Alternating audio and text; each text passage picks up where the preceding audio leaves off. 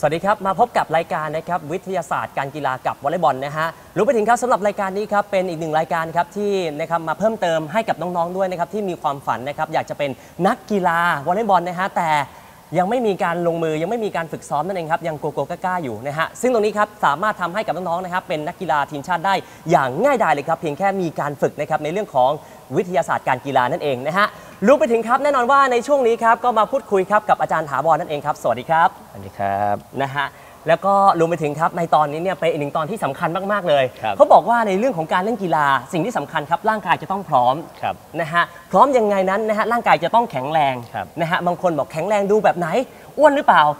นะฮะจริงๆแล้วอ้วนเนี่ยนะฮะก็จะค่อนข้างแข็งแรงในรูปแบบอื่นนะฮะเอาแบบนี้ดีกว่าครับอาจารย์ครับผมอยากจะเรียนถามอาจารย์นิดนึงฮะในรูปแบบของกล้ามท้องที่ดีนะครับอย่างผมเนี่ยพอจะได้ไหมฮะอาจารย์ครับส่วนใหญ่จะเป็นไขมันมากกว่าผมอยากจะบอกว่านะครับใช้เวลาในการขุนนี่นานหลายปีครับอาจารย์นะฮะยังหลงผิดอยู่ตลอดเวลาเลยครับว่าอันนี้คือซิกแพคนะฮะจริงๆแล้วดูไปดูมาก็แค่วันแพ็กนั่นเองอ้วนกลมเหลือเกินนะฮะส่วนใหญ่ถ้าไม่ใช่นักกีฬาจะเป็นวันแพ็กใช่ไหมฮะและที่สำคัญเลยนักกีฬาส่วนใหญ่ถ้ามีซิกแพคแล้วจะต้องมีการเล่นต่อเนื่องด้วยเพื่อรักษาซิกแพคให้คงอยู่นั่นเองนะครับอย่างผมนี่ถือว่าไม่ใช่แล้วก็ไม่กล้าเปิดให้กับทุกท่านได้ชมนะฮะเพราะว่าเดี๋ยวดูไม่ได้นะฮะโอเคครับแน่นอนครับว่าเดี๋ยวตอนนี้ครับมาพูดคุยในเรื่องของการฝึกกล้ามเนื้อดีกว่าครับอาจารย์ครับการฝึกนะครับความแข็งแรงของกล้ามเนื้อลำตัวและหลังกันนะครับผมซึ่งในการฝึกนี้นะครับยากหรือเปล่าครับอาจารย์ครับที่จริงแล้วการฝึกความแข็งแรงเนี่ยนะครับเป็นสิ่งที่อยู่คู่กับนักกีฬาทุกประเภทครับผมหรือโดยเฉพาะนักกีฬาวอลเลย์บอลเนี่ยนะครับหัวใจสำคัญอันหนึ่งที่ควบคู่มากับความอดทนที่นักกีฬาจะต้องได้รับการพัฒนาหรือการฝึกก็คือเรื่องความแข็งแรงของกล้ามเนื้อนะครับงั้นการที่จะเล่นกีฬาทุกอย่างหรือโดยเฉพาะวอลเลย์บอลเนี่ยการเสิร์ฟวอลเลย์การกระโดดขึ้นตีขึ้นตกการสกัดกั้นหรือแม้กระทั่งการเคลื่อนที่ก็ตามแต่จะต้องอาศัยมี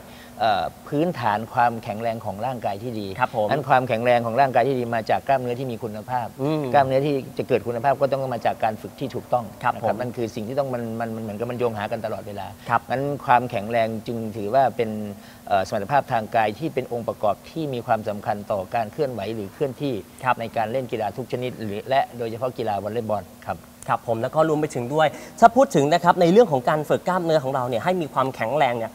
ต้องเริ่มจากอะไรก่อนครับอาจารย์ครับโดยแท้จริงแล้วสิ่งที่สำคัญการฝึกความแข็งแรงนั้นหลายคนยังเข้าใจผิดอยู่ครับผมบางทีไปเห็นเครื่องไม้เครื่องมือหรือที่เราเรียกว่าเวทเทรนนิ่งเนี่ยเห็นเมื่อไหร่ก็ยกเมื่อนั้นจับมายกเลยจะมายกทันทีแต่ที่จริงแล้วกระบวนการก่อนจะถึงน้ำหนักพวกนี้เนี่ยมันต้องผ่านการฝึกในรูปแบบอื่นมาก่อนซึ่งที่เราเรียกกันว่าการฝึกด้วยทุกคนคงเคยใช้วิธีการซิทอัพ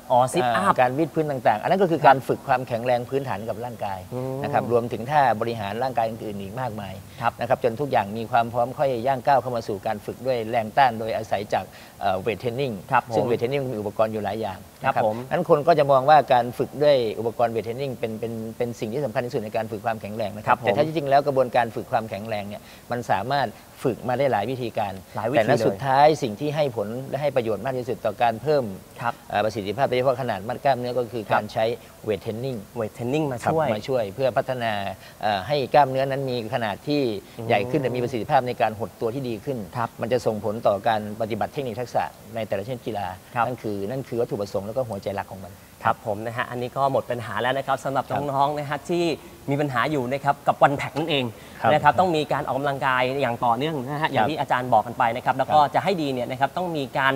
รศึกษานะครับหรือว่าจะให้ดีเนี่ยต้องตามหลักวิทยาศาสตร์การกีฬาอย่าลืมว่าสิ่งที่สำคัญนั้นเราต้องเริ่มทำจากสิ่งที่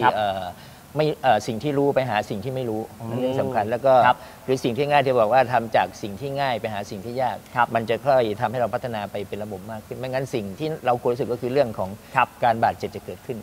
ต้องระวังนิดนึงครับต้องระวังนะฮะเพราะว่านะฮะร่างกายของเรานี่นะฮะต้องมีการดูแลอยู่ตลอดเวลานะครับจะให้ดีเนี่ยในเรื่องของการออกกำลังกายต่างๆก็ดีนะครับอะไรก็แล้วแต่จะให้ดีอาจจะมีเป็นบัดดี้อาจจะมีเป็นคู่นิดนึงนะครับคอยดูคอยเซฟเรานะครับทำให้ในเรื่องของการออกกำลังกายเนี่ยเป็นไปได้อย่างราบรื่นและสิ่งที่ได้กลับมานะครับนั่นคือในเรื่องของความแข็งแรงแล้วก็กล้ามท้องของคุณก็จะมีซิกแพคอีกแล้วนะฮะจะไม่มีวันแพ้อีกต่อไปนะฮะอันนี้ก็แหมน่าสนใจมากๆเลยนะครับแล้วก็รวมไปถึงครับในตอนนี้เนี่ยนะฮะก็จะขออนุญาตเรียนถามอาจารย์นิดนึงครับวิธีในเรื่องของการฝึกความแข็งแรงของกล้ามเนื้อลำตัวนะครับทำยังไงบ้างครับอาจารย์ครับหลายคนจะสงสัยว่าทำไมเราต้องไปให้ความสำคัญกับกล้ามเนื้อกลุ่มลำตัวคำว่าลำตัวนั้นมันจะมีทางกล้ามเนื้อส่วนหน้าท้องแล้วก็ด้านข้างลำตัวรวมถึงด้านหลัง ทั้งหมดนี้ถ้าในเชิงของกีฬาหรือแม้กระทั่งโดยธรรมชาติทั่วไปของคนเราเนี่ยนะครับกล้ามเนื้อกลุ่มนี้เป็นกล้ามเนื้อเขาเรียกว่ากลุ่มกล้ามเนื้อแกนกลางลำตัวครับผมซึ่งตอบง่ายคือเป็นกล้ามเนื้อในกลุ่มที่ศูนย์รวมของการกระจายแรงไปสู่ส่วนบนของร่างกายนั่นหมายความว่าในส่วนของหน้าอกหรือแขนข้อศอกข้อไหล่ต่างๆด้านล่างก็จะเป็นตั้งแต่ข้อสะโพกลงมาข้อเข่าข้อเท้านั่นคือกล้ามเนื้อในส่วนบริเวณหน้าท้องเนี่ยจึงเป็นจุดที่มีความสำคัญเพราะนั่นคือจุดที่จะกระจายแรงนะครับนั้นนักกีฬาหลายส่วนหรือหลายคนเองก็บางทีก็ลืมให้ความสำคัญเฉพาะการที่เขาเรียกว่าทำซิทอัพมุ่งไปที่ซิทอัพอย่างเดียวอย่างเดียวหน้าท้องอย่างเดียวอย่างนั้นนะครับแต่ในแท้ที่จริงแล้วกล้ามเนื้อกลุ่มแกนกลางลำตัวนี้มันกระจายไปทั่วทั้งหมดเหมือนที่บอกนะครับงั้นวิธีการฝึกนั้นการทำซิทอัพอย่างเดียวคงไม่พอนะครับซิทอัพคงจะได้ส่วนเฉพาะกล้ามเนื้อหน้าท้องหรือซิทอัพเองก็ไม่สามารถทำให้กล้ามเนื้อมันหดตัวออกแรงได้มากขึ้นกว่าเท่าที่เป็นอยู่นะครับนั้น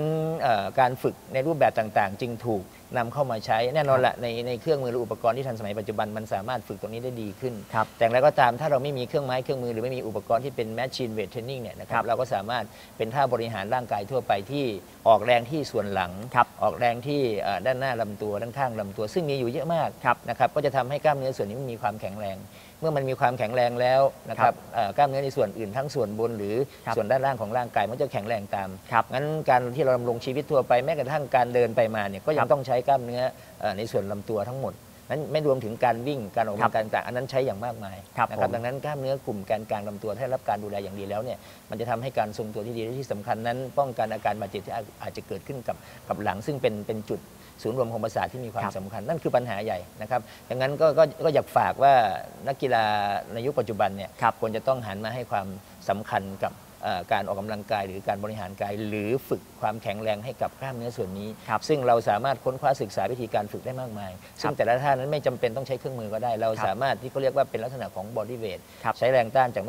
น้ำหนักของตัวเองก็จะทำให้กล้ามเนื้อมันหดตัวออกแรงแล้วมีความแข็งแรงขึ้นและเมื่อมันมีความแข็งแรงนั้นโอกาสที่จะเกิดการบาดเจ็บต่างๆก็น้อยและที่สำคัญมันจะทำให้เราทรงตัวในอิริยาบถต่างๆในการเคลื่อนไหวแม้กระทั่งการเดินก็สามารถทำได้ดีครับครับผมนะฮะแล้วก็รวมไปถึงนะครับถ้าการบริหารกล้ามเนื้อแบบไหนที่สามารถช่วยป้องกันอาการบาดเจ็บจากการแข่งขันหรือการซ้อมได้อย่างไรบ้างนะครั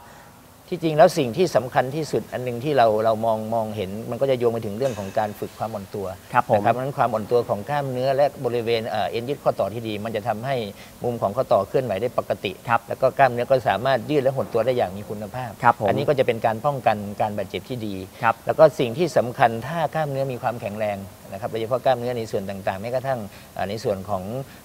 ขาบริเวณแขนที่เป็นไหล่ข้อศอกต่างๆถ้ามีการเอ็กซ์เซอร์ไซส์โดยการฝึกให้มันมีความแข็งแรงที่ดีเนี่ยนะครับมันก็จะทำให้กล้ามเนื้อนั้นมีประสิทธิภาพในการหดตัวโอกาสที่มันฉีกขาดมันก็น้อยลงนะครับนอกเหนือจากการเกิดอุบัติเหตุซึ่งเราเลี่ยงไม่ได้ครับงั้นวิธีการฝึกความแข็งแรงในบางส่วนหรือครบทุกส่วนของร่างกายเนี่ยมันจะทำให้กล้ามเนื้อมีความแข็งแรงเมื่อมีความแข็งแรงก็จะทำให้โอกาสเกิดการบาดเจ็บก็น้อยลงดังนั้นทุกท่าที่เป็นการฝึกให้เกิดความแข็งแรงให้กับกล้ามเนื้อนั้นก็จะเป็นการป้องกันการบาดเจ็บให้กับกล้ามเนื้อหรือเอ็นยึดข้อต่อต่างๆไปในตัวครับแล้วก็รวมไปถึงนะครับระยะเวลานะครับทัมมิ่งนั่นเองครับของการฝึกซ้อมความแข็งแรงของกล้ามเนื้อนะครับจะต้องฝึกมากน้อยแค่ไหนนะครับหรือจำเป็นต้องฝึกเป็นประจำทุกวันไหมครับจริงแล้วถ้าเรามีเวลาสัปดาห์ละ3 วันก็คือที่ละ3 วันเนี่ยนะครับมีเวลาในการที่จะไปบริหารกายหรือบางท่าที่เป็นท่าแรงต้านจากตัวเองที่เรียกว่าบอดี้เวทเนี่ยมันก็สามารถเอ็กซ์ไซส์หรือบริหารได้ทุกวันนะครับงั้นการฝึกในลักษณะนี้เราอย่างน้อยเราได้ควรจะได้ 2-3 วันต่อสัปดาห์มันถึงจะไปกระตุ้นให้กล้ามเนื้อแล้วก็พวกองค์ประกอบที่เกี่ยวข้องทั้งข้อต่อหรือเอ็นต่างๆเนี่ยมันมีความแข็งแรงไปด้วยนะครับนั้น 2-3 วันต่อสัปดาห์ก็จะทำให้เกิดการเปลี่ยนแปลงในเชิงที่ดีกับร่างกายแต่ที่สำคัญต้องทำอย่างต่อเนื่องไปเรื่อยๆนะครับนั่นคือมันต้องใช้ระยะเวลาพอสมควรอย่างน้อย6-8 สัปดาห์ในการฝึกอย่างจริงจังเอาจริงเอาจังเนี่ยมันถึงจะเกิดผลตรงนี้นะครับเป็นที่ยืนยันได้มันมีงานวิจัยยืนยันชัดเจนนะครับว่าการฝึกอย่างน้อย6 สัปดาห์ขึ้นไปเนี่ยมันจะส่งผลต่อการพัฒนาประสิทธิภาพขององค์ประกอบต่างๆเหล่านี้ให้มีความแข็งแรงขึ้นเมื่อเรามีความแข็งแรงที่พร้อมทุกอย่างการบาดเจ็บก็จะตามมาน้อยหรือไม่เกิดขึ้นเลยในขณะที่เราเล่นกีฬาหรือออกกำลังกายทั่วไปครับผมนะฮะก็จะต้องมีการนะครับออกกำลังกายอย่างสม่ำเสมอนั่นเองนะฮะจะให้ดีนี่อาทิตย์ละ 2-3 ครั้งเป็นอย่างน้อยครับผมนะฮะก็แนะนำไปแล้วเรียบร้อยนะครับในเรื่องของเทคนิคนะครับการออกกำลังกายต่างๆด้วยแล้วก็หมดปัญหาไปเลยครับใครที่มีปัญหาในเรื่องของหน้าท้องต่างๆ นะครับก็นะครับถ้ามีการออกกำลังกายอย่างต่อเนื่องนะครับแล้วก็นะครับออกกำลังกายอย่างถูกต้องถูกวิธีนั่นเองครับหมดปัญหาไปแล้วเรียบร้อยก็จะได้ซิกแพคกลับมานั่นเองครับเอาละครับผมสำหรับในช่วงนี้ครับก็หมดเวลาแล้วเรียบร้อยครับต้องขอขอบคุณนะครับอาจารย์ถาวรมากๆเลยครับขอบคุณครับครับผมแล้วก็นะครับตอนนี้หมดเวลาแล้วเรียบร้อยนะครับพบกันใหม่ในตอนต่อไปครับลาไปก่อนสวัสดีครับ